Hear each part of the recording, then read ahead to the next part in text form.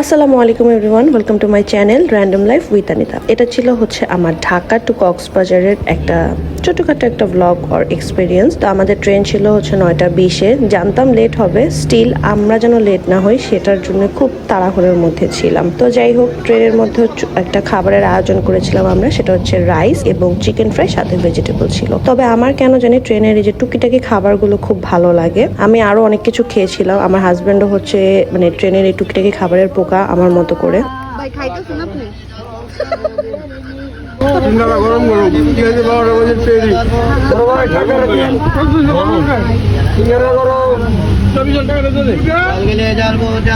তবে আমাদের ইচ্ছা ছিল আমরা ঢাকা টু কক্সবাজারের ডিরেক্ট ট্রেন নিব, বাট ওটা পসিবল হয় নাই। তো আমরা ভাবলাম যে ঠিক আছে ট্রেনেই যাব। তো এখান থেকে আমরা চিটাগাং গিয়েছিলাম, চিটাগাং থেকে আবার আলাদা চিটাগাং টু কক্সবাজারের ট্রেনে গিয়েছিলাম। এটা তবে একটা আলাদা একটা এক্সপিরিয়েন্স ছিল আমাদের। তারপর আমরা ঢাকা থেকে চিটাগাং গিয়েছিলাম হচ্ছে সকাল 6টার দিকে। দেন ওইখান থেকে 6টার দিকে রওনা হয়ে এই যে আমরা অলমোস্ট কক্সবাজারের পথে। আমার কাছে কক্সবাজার রেলওয়ে স্টেশনটা এত পছন্দ হয়েছে, এটা যদিও আমার সেকেন্ড টাইম, স্টিল এত ভালো লাগে। ওয়েদারও কিন্তু মোটামুটি ভালো ছিল, একটু মিক্সড ওয়েদার ছিল ওদিন। যাই হোক, এই ভিউটা আসলেই মানে এতক্ষণ জার্নি করার পরে যখন এই ভিউটা দেখি তখন মনে হয় যে না, আমার জার্নি হচ্ছে সব একদম ওয়ার্থ ইট। যেহেতু আমরা সকাল 10:30টার দিকেই পৌঁছে গেলাম আমাদের লোকেশনে, সেহেতু ডলফিন মোড়েই আমরা আমাদের ব্রেকফাস্টটা সেরে নেওয়ার প্ল্যান করি। তো আমরা নিয়েছিলাম নান রুটি আর ডাল ভাজি। টু বি ভেরি অনেস্ট, আমার কাছে ডালটা এত স্পাইসি লাগছে আর ভাজিটা ছিল একদমই প্লেন। পরে আর কি করার, নান রুটির সাথে নিয়ে নিলাম হচ্ছে চা। হ্যাঁ, চাটা খুব ভালো ছিল, আমার কাছে চাটা অনেক ভালো লাগছে। তো আমি চা দিয়ে নান রুটি ভিজিয়ে ভিজিয়ে এটাই হচ্ছে খেয়েছিলাম। তো ব্রেকফাস্টটা শেষ করে হচ্ছে আমরা রওনা হই আমাদের রিসর্টের উদ্দেশ্যে, যেটা ঢাকা থেকে অলরেডি বুকিং করা ছিল। আর আমাদের রিসর্টটা ছিল হিমছড়ির দিকে। তো এই যে আমরা যাচ্ছি সেখানে। তো এই যে চলে আসলাম আমরা রিসর্টে। যেহেতু চেক ইন টাইম ছিল ওদের 1টার দিকে, বাট আমরা 11টার মধ্যে পৌঁছে গিয়েছিলাম। তো তারপর আমি কথা বললাম, তো ওরা বললো যে হ্যাঁ, একটা রুম ফাঁকা আছে, সেটা দেওয়া যাবে। এই জিনিসটা আমার কাছে খুব ভালো লেগেছে। তো এই যে এখানে আমরা ওয়েট করতেছিলাম। তো আমরা আমাদের রুমে এই যে চেক ইন করে ফেলি। এটা ছিল হচ্ছে আমাদের 4 জনের রুম, আমরা 4 জন এখানে থাকবো। আর এটা ছিল হচ্ছে ওদের 6 জনের রুম। তবে এই রুমটা থেকে বাহিরের যে ভিউটা ভাই খুবই সুন্দর। এর আগের বার যখন আমরা এসেছিলাম তখন এই রুমেই ছিলাম, যার জন্য এইবারও আমরা এটাকেই সিলেক্ট করেছি।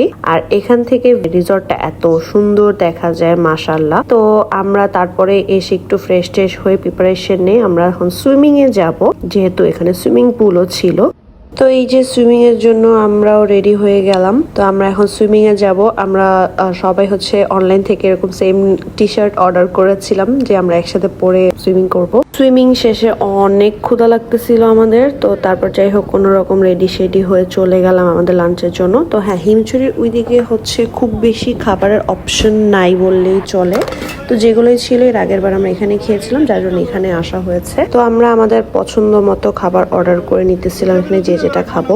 আর আমার জন্য যেটা হয় সেটা হচ্ছে যে ওইখানে গেলে আমি মাংসটা একটু অ্যাভয়েড করি। আমি ইউজুয়ালি মাংস খাই, বেশিরভাগ সময়তেই মাংস খাওয়া হয় আমার। তবে ওখানে গেলে ভর্তা, ডাল আর যে লইট্টা ফ্রাই, রূপচাঁদা, এগুলো হচ্ছে আমার খুব ভালো লাগে। তবে এইবার কক্সবাজার যাওয়ার আগে আমি প্ল্যান করেছিলাম যে সেখানে যে আমি শাড়ি পরবো, কারণ কক্সবাজার গেলাম আর শাড়ি পরলাম না, সমুদ্রের সামনে ছবি তুললাম না, তা তো হয় না। তো একটু হচ্ছে আলো চলে গিয়েছিল, তারপরও যতটুকু পেরেছি আমরা শাড়ি টাড়ি পরে ছবি টবি তুলেছি। মোটামুটি ভালোই হয়েছে, 2-3টা ভিডিও করেছিলাম। তো ওই দিনই হচ্ছে এরকম আমরা আকাশে এরকম একটা রেখা দেখতে পাই, আমরা খুব সারপ্রাইজ হলাম যেটা কি। পরে জানা গেল যে হ্যাঁ, এটা একটা মিসাইল পরীক্ষা ছিল। যাই হোক, তারপরে আমরা ফ্রেশ ট্রেশ হয়ে আমাদের রিসর্টের সামনে হচ্ছে এরকম একটা টঙের দোকান ছিল, আমরা চাটা দেন আপে যাবে অনেক কিছু খেলাম। খাওয়া দাওয়া শেষ করে আবার একটু সুইমিং পুলে গোসল টোসল শেষ করে চলে আসলাম আমাদের ডিনারের জন্য। ওদিনকার ডিনারের যে খাবারটা ছিল, মাছটা খুব ভালো ছিল, ওদের টেস্ট ভালো ছিল। তবে হচ্ছে